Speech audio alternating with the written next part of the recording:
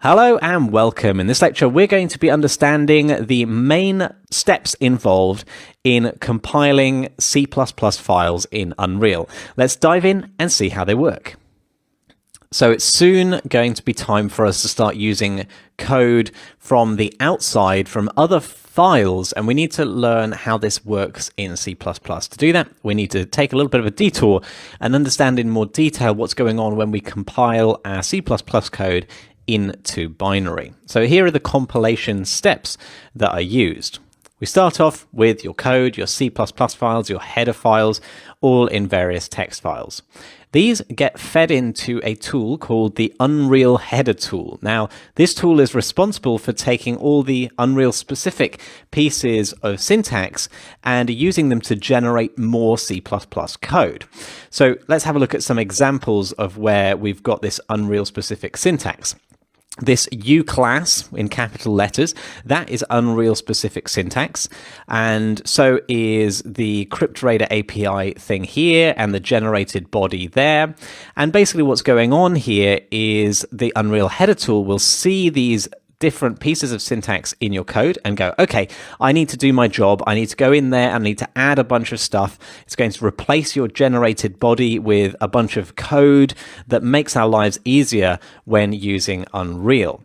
It also does things like the U properties and U functions. It adds all the stuff that it needs so that it can communicate with the blueprint world.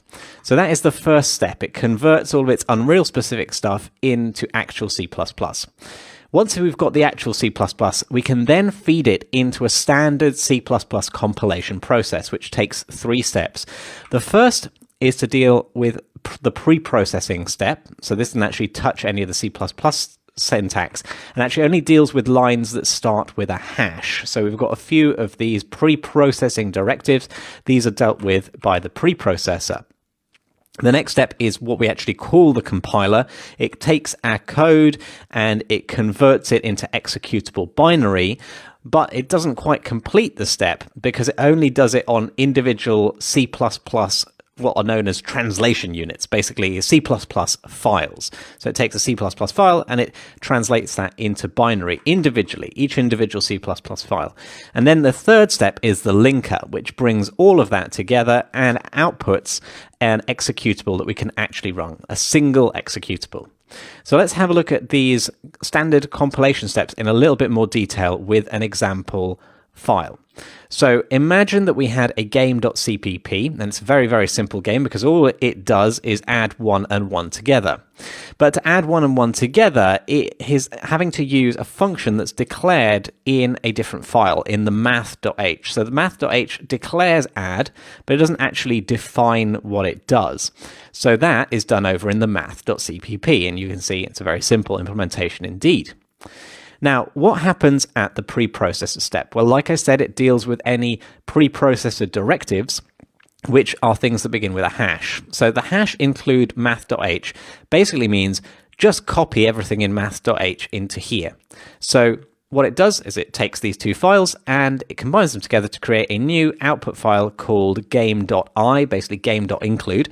And you can see that it has included the definition from math.h and it's replaced the hash preprocessor directive. So now game.i has got a definition for the add operation. And then we run the preprocessor on math.cpp, but because it doesn't have any preprocessor directives, basically nothing is changed there. The next step is the compilation. This is probably the most important and complicated step because what it does is it takes that C++ in each individual .i file and converts it into binary. But it's not complete binary because, for example, my game doesn't actually know how to implement add. It just knows the shape of that add function. So that needs to be filled in later, and that's filled in by the linker. So the linker is going to take the binary created for the game.obj file and the binary created for the math.obj file and bring them together to make a game.exe, which combines the binary for both, and finally is a complete executable that we can actually run because it's got the definition for everything it needs. Now, why do we have such a complicated process? The idea here is that it speeds up our compilation time, because if I only made a change to game.cpp, I don't actually need to run the entire compilation process. All I have to do is run the bits involving game.cpp. So I'd run the preprocessor only on the CPP, then I'd run the compiler only on the game.i, and then I can reuse the math.obj file from before. I don't need to recompile it because nothing has changed in that. Similarly, if I only changed math.cpp, I wouldn't have to recompile the game.obj file, which is why this is a more efficient process and why we're doing it in the first place. So I'd like us to do a little experiment and try and figure out, why do we include mover.h in our mover.cpp file? What's the reason for it? Why can't we just compile the C++ file without including mover.h? So the experiment we're going to do is we're going to comment out the hash include line. So using a double / to make a comment in front of that line, which will basically make it get stripped out by the preprocessor instead of the preprocessor replacing it with the contents of the file.